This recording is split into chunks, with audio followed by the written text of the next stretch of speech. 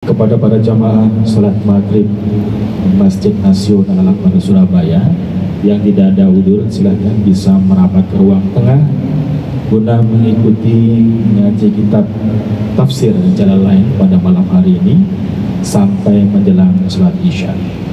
Sekali lagi kepada para jamaah Masjid Nasional Al-Akbar Surabaya yang tidak ada udzur, kami harapkan bisa merapat ke ruang tengah guna mengikuti ngaji tafsir Jalalain yang insya Allah sampai menjelang salat Isya.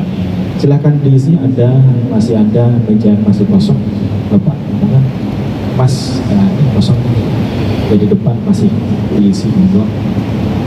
Oke. Kurang 1, 2, 3, 4 lagi, silahkan diisi, Pak. Monggo yang masih belakang, silahkan diisi sini. Bapak yang kopiah putih sini. Masih ada yang kosong, diisi dulu supaya kalau mencatat itu masih bisa menggunakan ballpointnya dan bukunya. Bismillahirrahmanirrahim. Assalamualaikum warahmatullahi wabarakatuh. Hamdan wa syukrillah, salatu wassalamu rasulullah Muhammadin la nabiyya ba'dah. Allahumma sholli wa sallim wa barik ala nabiyyina Muhammadin wa ala kulli rasulin rasalah. Para jamaah, para pendengar dan juga pemirsa dimanapun Anda berada, pada hari ini hari Selasa 21 November 2023 kita dapat bertemu kembali dalam agenda ngaji kitab tafsir Jalalain yang insya Allah pada malam hari ini tafsir Quran Surah Al-Baqarah 214 dengan tema belajar mencintai dari Nabi Ayub alaihissalam. Marilah kita buka acara ngaji kita pada malam hari dengan bacaan suratul Fatihah.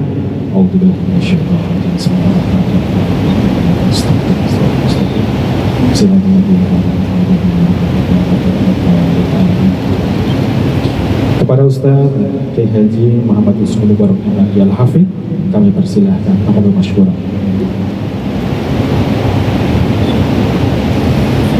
Assalamualaikum warahmatullahi wabarakatuh.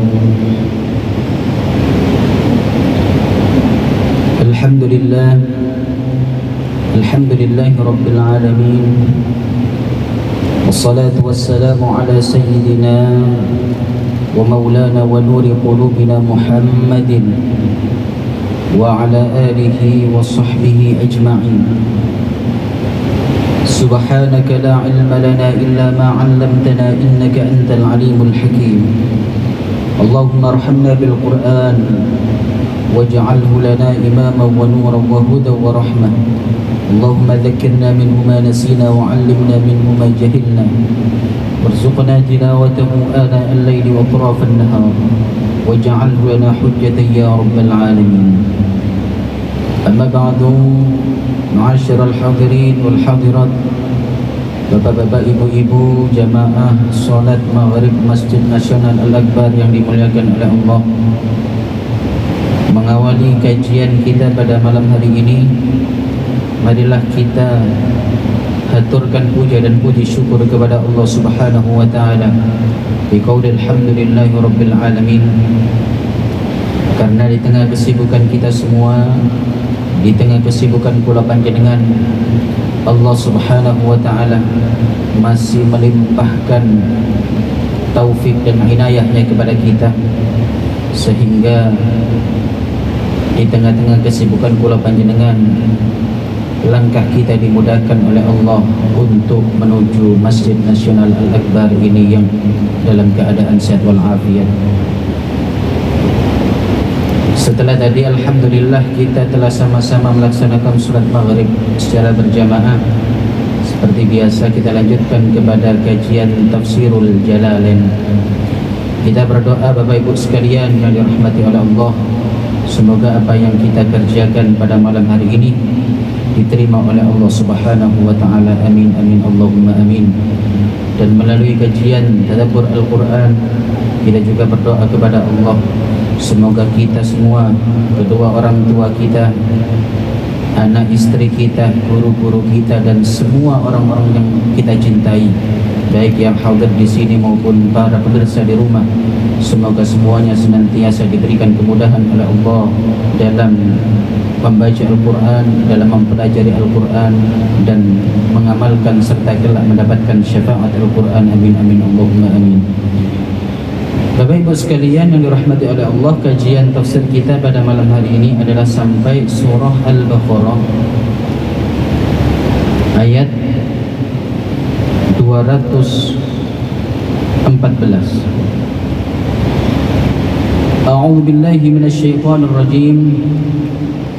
Bismillahirrahmanirrahim. Am hasibtum an tadkhulul jannah ولما يأتكم مثل الذين خلوا من قبلكم مستهم البأساء والضراء وزلزلوا حتى يقول الرسول والذين آمنوا معه متى نصر الله ألا إن نصر الله قريب.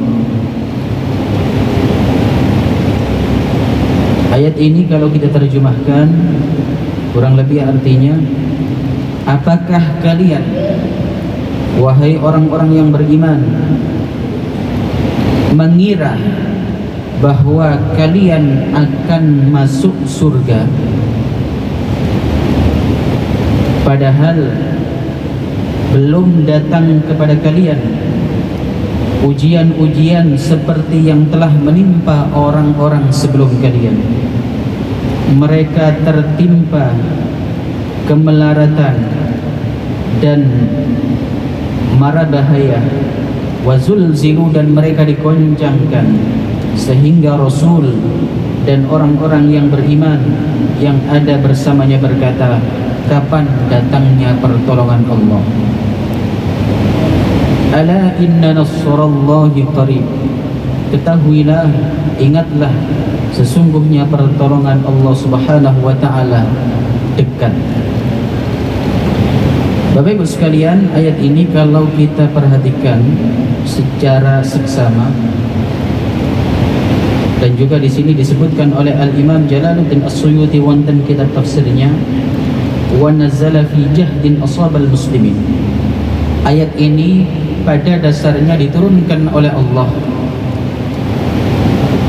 untuk menjelaskan atau memberikan motivasi kepada orang-orang yang beriman yang bersama baginda Nabi Muhammad SAW, yang saat itu berjuang bersama Nabi, baik dalam keadaan suka maupun duka. Orang-orang yang beriman, Bapak Ibu sekalian, menemani Nabi Muhammad SAW dari ketika beliau berada di Mekah hingga beliau hijrah ke Madinah.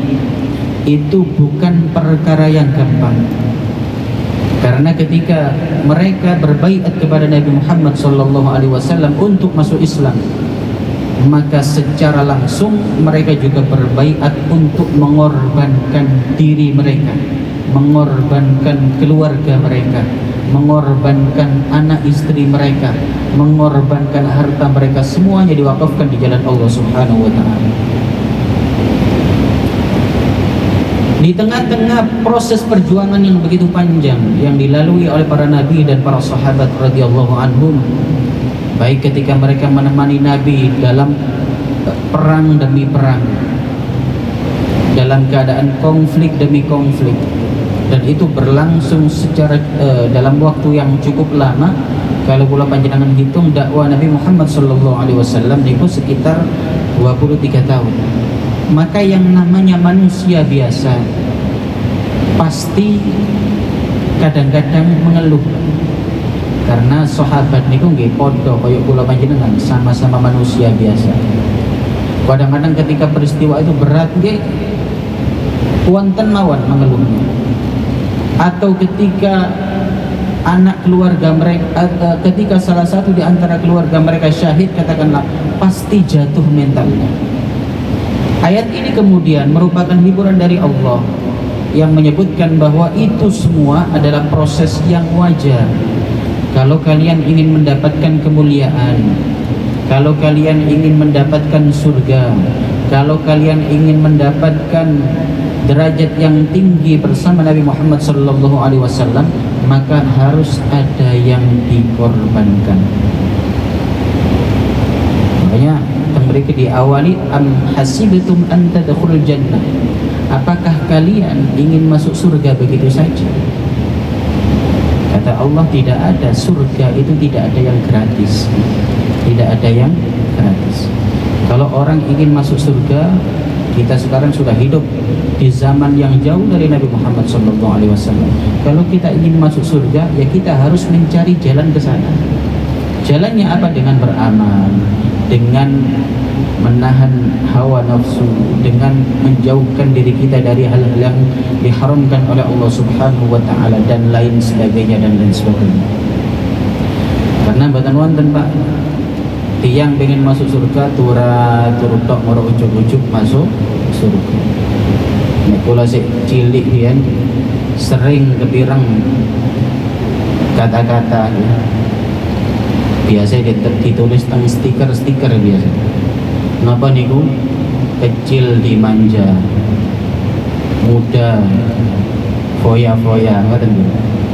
Tua kaya raya, mati masuk surga. Enggak ada yang seperti itu, Pak. Mboten? Mboten. Bapak Ibu sekalian, ini adalah secara garis besar makna yang dikandung dalam ayat ini, yakni ketika kula panjenengan ingin sukses, ketika kula panjenengan ingin sukses dalam arti yang sebenarnya, suksesnya orang mukmin itu bukan sukses di dunia, tetapi sukses di akhirat. Ketika nanti kita berkumpul bersama Nabi Muhammad SAW, mungkin kula panjenengan kelak dimudahkan oleh Allah mendapatkan syafaat dari Nabi Muhammad, dan kelak kita semua dimudahkan oleh Allah ketika di surga bisa berkumpul dengan Nabi Muhammad sallallahu alaihi wasallam. Amin amin Allahumma amin. Bapak Ibu sekalian yang dirahmati oleh Allah, ketika dalam perjalanan teng mriki wau, ketika kula mencari tafsir ayat ini, ketika saya membuka beberapa kitab tafsir, saya menemukan sebuah hadis. Hadis itu adalah hadis yang diriwayatkan oleh Al-Imam At-Tirmidzi. Apa hadis itu? Yakni diriwayatkan dari Anas bin Malik, Rasulullah sallallahu alaihi wasallam bersabda, "Inna Allaha idza ahabba qauman ibtalahum." Inna Allaha idza ahabba qauman, wa fi riwayatin akhar, abdan ibtalahum, faman radiya falahu ar-ridha wa man sakhita falahu as-sukh. Yang mana artinya hadis ini adalah baginda Nabi Muhammad sallallahu alaihi wasallam bersabda, sesungguhnya Allah Subhanahu wa taala ketika mencintai seorang hamba. Karena ayat yang kita bahas ini berbicara tentang ujian, berbicara tentang tempaan spiritual yang diberikan oleh Allah kepada orang-orang yang beriman, maka itu adalah ujian yang pasti dilalui oleh setiap orang-orang yang beriman. Dalam hadis ini Rasulullah bersabda, sesungguhnya Allah ketika mencintai seorang hamba, maka pasti Allah akan mengujinya. Maka kalau dia yang diuji ridha, falahur ridha. Maka kalau orang yang diuji itu rela ridha, maka Allah pun ridha. Wa man sakhita falahus sukh. Tetapi ketika orang itu diuji, kok dia marah, kok dia tidak ridha, kok dia komplain, kok dia putus asa, maka saat itu falahus sukh, maka Allah juga murka terhadapnya. Kata kunci daripada hadis niki adalah ahabba tadi. Al-ahabba itu diambil dari kata al-hub yang artinya cinta. Kulo angen-angen Pak. Jadi ini tafsir-tafsir oda ade madok dedek-dedek Pak ya. Saya angen-angen hadis ini. Apa korelasinya dengan ayat yang kita bahas pada malam hari ini? Ayat yang kita bahas adalah berbicara tentang ujian dan cobaan yang diberikan oleh Allah kepada orang-orang yang beriman. Dan pada hadis yang diriwayatkan oleh Al-Imam At-Tirmidzi mereka, Allah Subhanahu wa taala sebagaimana yang dijelaskan oleh Nabi Muhammad sallallahu alaihi wasallam menyebutkan sebuah kalimat yang indah, kalau Allah mencintai hamba maka pasti akan diuji. Maka Bapak Ibu sekalian dirahmati oleh Allah, berbicara tentang cinta adalah sesuatu yang sangat sulit didefinisikan. Wonten seorang sufi ketika ditanya apa makna cinta, ma ma'nal hub, kemudian dia menjawab, cinta adalah sesuatu yang ketika didefinisikan maka semakin mereduksi maknanya, semakin menghilangkan maknanya. Cinta tidak bisa didefinisikan, tetapi bisa dirasakan. Oke, sing nate cinta-cinta nih kalau Pak, sing jomblo nggih mboten iki di luar niku. Makna cinta itu luas Bapak Ibu sekalian. Tetapi kita memahami bahwa memahami cinta itu sesuai dengan konteksnya masing-masing. Ada cinta antara suami dengan istri, istri dengan suami. Ada cinta antara orang tua dengan anak. Ada cinta antara anak dengan orang tua. Ada cinta antara guru dengan murid. Ada cinta antara murid dengan guru. Semuanya mempunyai praktek yang berbeda-beda. Tetapi yang menarik daripada hadis yang diriwayatkan oleh Al-Imam At-Tirmidzi ini adalah ketika Allah Subhanahu wa taala mencontohkan sebuah makna cinta antara Tuhan kepada hambanya, antara Allah kepada orang-orang yang beriman, maka cinta yang dimaksud di situ adalah ujian.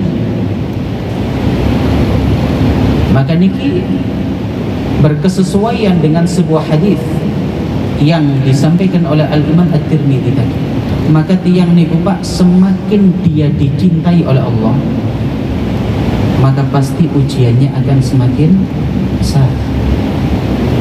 Kalau wonten tiang kok gak tahu diuji Pak, uripe sehat, gak tahu ono masalah, duwe akeh, wis pokok enak kabeh lah, itu mesti itu masalah Pak.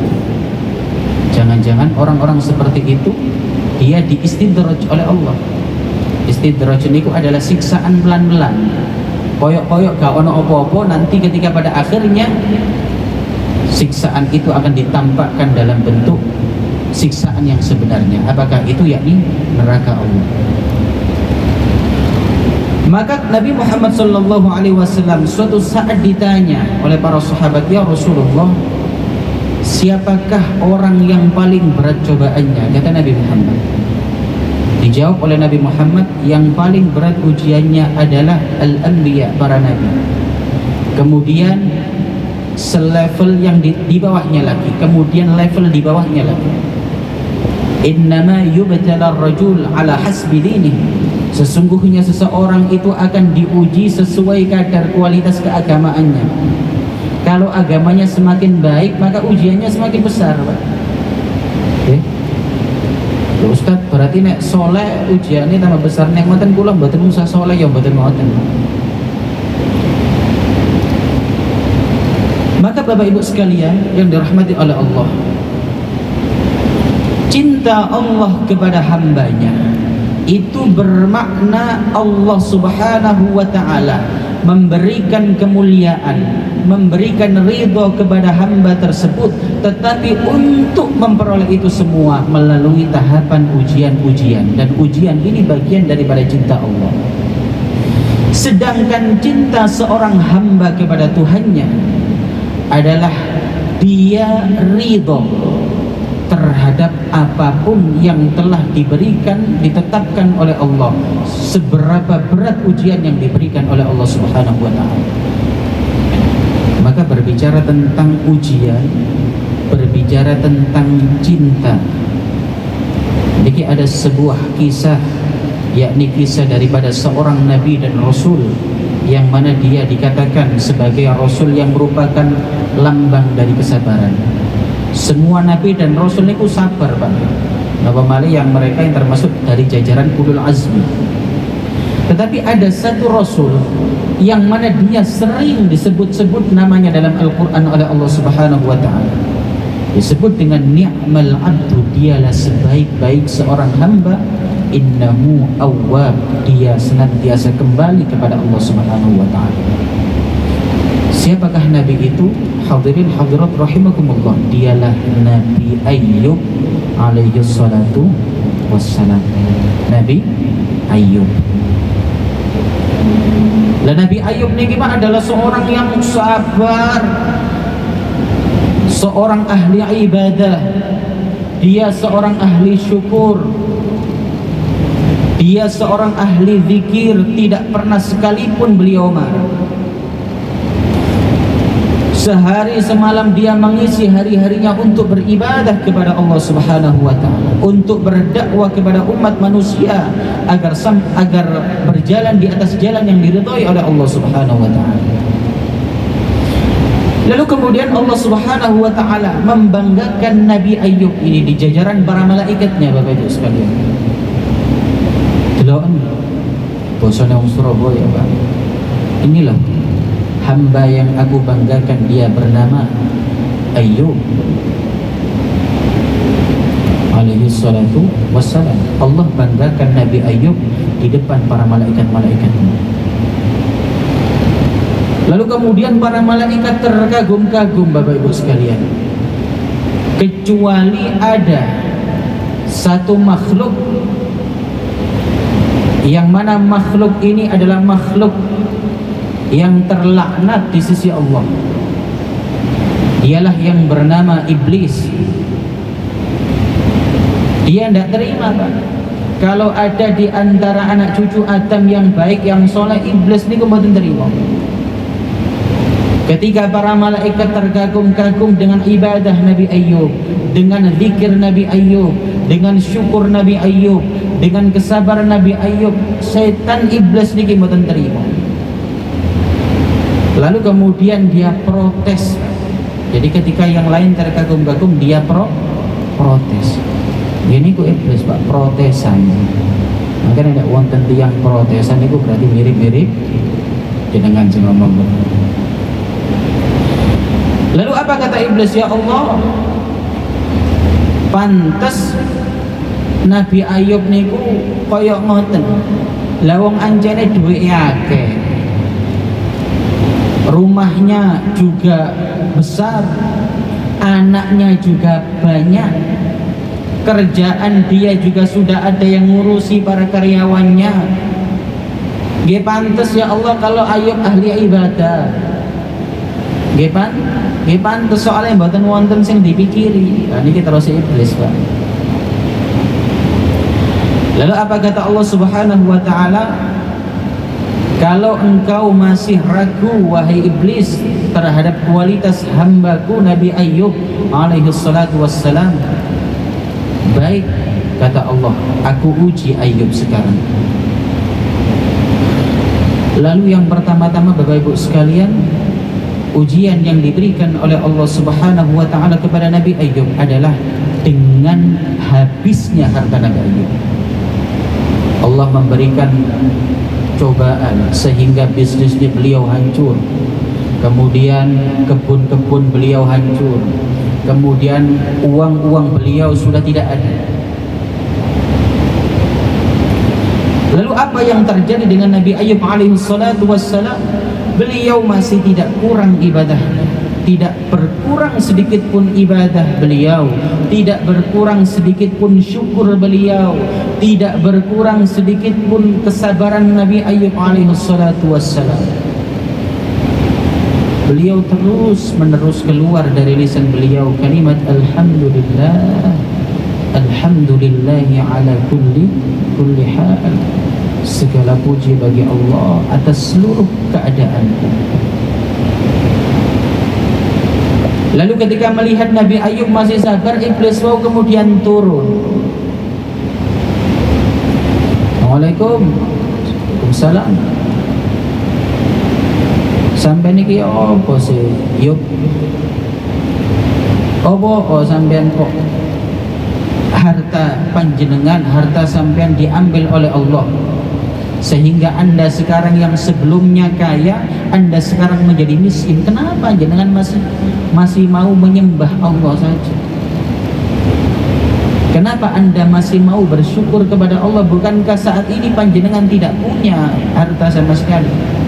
Maka kemudian apa kata Nabi Ayub? Wahai iblis, sesungguhnya hartaku adalah titipan amanah dari Allah. Maka Allah yang memberi, maka Allah pula yang mengambil. Dipikir-pikir kalau iblis, iya bener ya. Jadi iblis gak sok mikir gede-gede banget. Lalu kemudian iblis mau terima, ya Allah. Kembali iblis menghadap kepada Allah Subhanahu wa taala. Kalau kemudian Nabi Ayub sekarang meskipun tidak punya harta, maka pantas dia masih istiqomah dalam beribadah, dalam bersyukur kepada panjenengan, karena dia masih punya banyak anak dan masih punya banyak istri, ya Allah. Maka kemudian Allah Subhanahu wa taala menimpahkan ujian yang kedua. Ujian yang kedua adalah Allah Subhanahu wa taala mengirimkan penyakit kepada keluarga Nabi Ayub, sehingga kemudian anak beliau yang disebut dalam riwayat berjumlah kurang lebih 26 anak itu kemudian mati satu, dan Nabi Ayub sendiri yang menguburkan. Suatu hari meninggal, dikuburkan oleh Nabi Ayub. Apa kata beliau? Alhamdulillah, semua orang milik Allah dan semua orang bakal kembali kepada Allah Subhanahu wa taala. Diambil satu sampai anaknya habis. Tidak hanya anaknya habis, istri-istri beliau juga ada yang meninggal dan ada yang meminta cerai karena bukan kuat, Pak. Karena kenapa? Saat itu Nabi Ayub alaihissalatu wassalam sudah tidak punya harta sama sekali. Maka biasanya nek cobaan yang bebujuan niku napa sih, Pak? Kalau sing lanang duwe akeh, biasanya napa? Coba nih pengen cari yang lain. Tapi sebaliknya ketika si laki-laki ini tidak punya harta dan uang sama sekali, maka seringkali yang terjadi adalah ditinggalkan oleh istri. Maka kemudian istri Nabi Ayub ini semua ada yang minta cerai, ada yang meninggal kena penyakit dan lain sebagainya. Hingga kemudian ada satu istri beliau yang masih bertahan. Gini pun namanya Siti Rahmah. Siti Rahmah. Nah, Siti Rahmah ini Bapak Ibu sekalian adalah seorang wanita yang solihah. Seorang wanita yang solihah disebutkan dalam sebuah riwayat bahwa Siti Rahmah ini merupakan cucu dari Nabi Yusuf alaihi salatu wassalam, perkawinan beliau dengan Siti Zulaikha. Maka niki pentingnya, Pak, pentingnya mempunyai orang tua, pentingnya mempunyai kakek, pentingnya mempunyai leluhur, yang mana leluhur itu adalah leluhur yang soleh, yang selalu mendoakan anak-anaknya, tidak hanya anak-anaknya tetapi seluruh keturunannya. Maka biasanya wonten mawon yang soleh, Pak. Maka kata Nabi Ibrahim alaihissalatu wassalam, Rabbi ja'alni muqimas shalah wa min dzurriyyati. Ya Rabb, jadikanlah aku sebagai orang yang istiqomah melakukan sholat dan juga dari keturunanku. Lho Ustaz, kula niki dereng nikah Ustaz. Ya napa ndonga niki ndonga mawon. Meskipun belum nikah, belum punya anak, kita tetap ndonga mawon. Tetap panjenengan berdoa agar dikaruniai Allah anak yang soleh, yang solihah, yang ahli ilmu, yang ahli ibadah, ahli melakukan kebaikan. Ketika nanti tiba waktunya panjenengan sudah punya anak, maka anaknya itu langsung menerima curahan doa dari panjenengan. Maka Bapak Ibu sekalian, sering saya lihat orang-orang sukses, Pak. Orang-orang sukses tidak hanya sukses dunianya tetapi sukses agamanya, sukses akhiratnya, itu adalah berkah dari doa leluhur-leluhurnya. termasuk para kiai pesantren Pak di Pulau Rian mondok kula teng Lirboyo Pak. Lirboyo sakniki niku santrine sudah di atas 30.000. Kok sakit pondok Lirboyo sebesar itu? Tidak lain sebagaimana disampaikan oleh para masyayikh karena doa daripada pendiri dulu. Pendiri Lirboyo niku Mbah Abdul Karim niku tiyang zuhud Pak. Bahkan duit niku nominale pinten mboten semerap. Iki duit 1000, duit 5000 mboten semerap saking zuhud. Lalu kemudian tinggal satu wanita dari istri Nabi Ayyub alaihissalatu wassalam yang terus mendampingi Nabi Ayyub. Lalu kemudian iblis tidak terima, kemudian iblis ini turun kembali menemui Nabi Ayyub alaihissalatu wassalam. Kemudian iblis berkata, wahai Nabi Ayyub, kenapa engkau masih saja mau beribadah kepada Allah? Kenapa engkau masih saja mau bersyukur dan bersabar atas derita yang engkau terima dari Allah Subhanahu wa ta'ala? Lalu apa kemudian kata Nabi Ayyub alaihissalatu wassalam? Sesungguhnya semua ini adalah titipan dari Allah, maka apapun yang Allah titipkan kepada Allah berhak untuk mengambilnya kembali. Tidak cukup demikian Pak. Kemudian iblis ini masih komplain lagi kepada Allah Subhanahu wa ta'ala.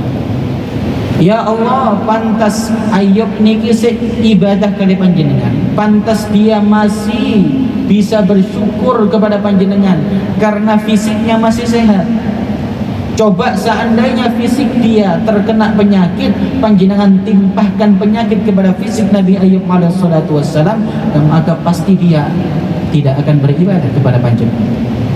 Lalu kemudian oleh Allah Bapak Ibu sekalian ditimpahkan sebuah penyakit yang mana ketika beliau tertimpa penyakit itu,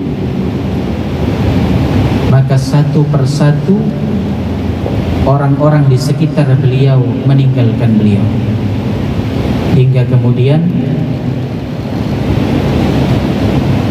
beliau dengan ditemani oleh istrinya pindah rumah ke tengah hutan. Lalu ketika beliau sakit dengan begitu keras Bapak Ibu sekalian, ada yang mengatakan sakit beliau itu ada yang mengatakan sampai 16 tahun. Sampai 16 tahun. Tetapi terus saja Nabi Ayyub alaihissalatu wassalam, meskipun beliau ditimpa sakit, meskipun ditimpa musibah, meskipun ditimpa bencana, beliau tidak henti-hentinya berzikir kepada Allah Subhanahu wa ta'ala. Meskipun saat itu seluruh badan beliau tidak bisa bergerak kecuali hanya lidah dan akal beliau saja. Lalu kemudian setan kembali mendatangi Nabi Ayyub. Wahai Ayyub, kenapa engkau masih saja mau berzikir kepada Allah? Bukankah sekarang engkau sakit? Bukankah Tuhanmu sedang menjauhimu, menimpahkan musibah kepadamu, menimpahkan penyakit kepadamu? Itu tandanya dia tidak rahmat kepadamu. Lalu apa jawaban Nabi Ayyub? Bapak Ibu sekalian, beliau menjawab, sesungguhnya lebih baik sakit di dunia sebelum daripada sakit di akhirat. Akhirnya Pak, sampai pada satu titik setan ini frustasi. Lalu kemudian Nabi Ayyub alaihissalatu wassalam berdoa dengan sebuah doa yang indah, sebagaimana disebutkan dalam surah Al-Anbiya ayat 83 dan 84. Wa ayyuba idh nada rabbahu anni massaniyadhur.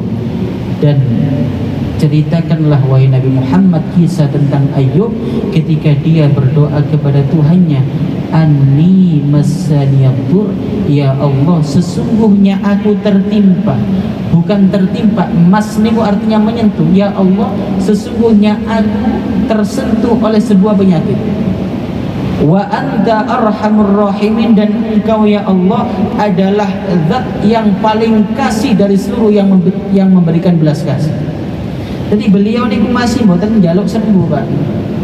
Nek kula panjenengan nek lara kan paling sedina rong dina welu mboten ya Allah.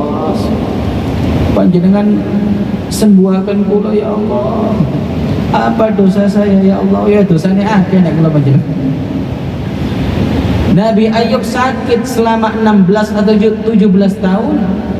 Beliau tidak pernah meminta kesembuhan dari Allah Subhanahu wa taala karena Nabi Ayub tahu bahwa ujian yang diberikan oleh Allah itu adalah bahasa cinta dari Allah Subhanahu wa taala. Maka doa Nabi Ayub, anni massaniyatu, ya Allah sesungguhnya aku tertimpa penyakit. Dalam ayat lain disebutkan anni massaniya syaitan, aku ditimpakan sesuatu oleh syaitan. Nabi Ayub tahu bahwa yang memberikan sakit itu adalah Allah, tetapi karena adab beliau kepada Allah sehingga untuk menyandarkan penyakit yang menimpa dirinya beliau tidak menyebutkan nama Allah Subhanahu wa taala sebagai ta'adduban, sebagai etika. Wa anta arhamur rahimin, dan engkau adalah zat yang paling maha rahmat di antara seluruhnya. Fastajabna lahu fakashafna ma bihi bandur. Lalu kemudian kata Allah, kami kabulkan doanya, lalu kami hilangkan penyakitnya.